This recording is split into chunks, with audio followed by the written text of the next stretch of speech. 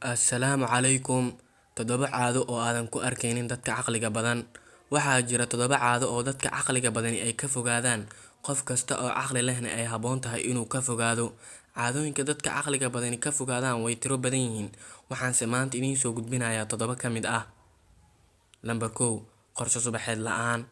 Waxaa qofka caqliga badan looga baahan yahay inuu garanayo wax walba oo uu sameynayo marka uu hurdada ka soo kaco si aan waqti badan uga lumin xilliga uu shaqada ama waxbarashada u kalahayo.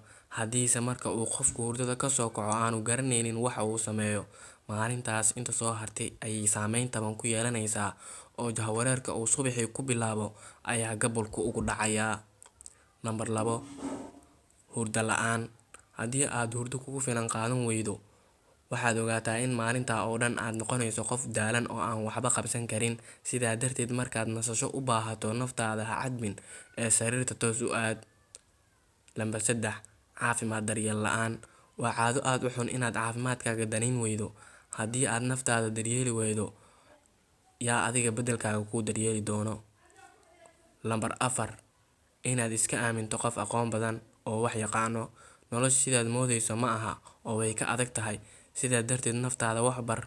Wax walba oo laguu sheegana ha rumaysan. Soomaalidu horay u oran jirtay, wax walba rumoode ayaa rag u liita, iyagoo markaa tilmaamaya in mararka qaar shakigu fiican yahay.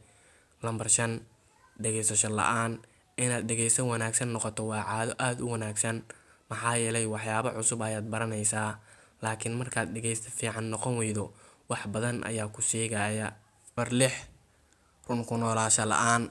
Dadka caqliga badan way ogyihiin wax walba oo ay rabaan inay gaaraan, se marka hore naftooda ay runta u sheegaan. Waxa ay haystaanna way ogyihiin, markaas ayay waxa ka maqan ay xeeladii ay ku heli lahaayeen ama ay ku gaari lahaayeen raadiyaan. Lambar 6. Qorshe la'aan.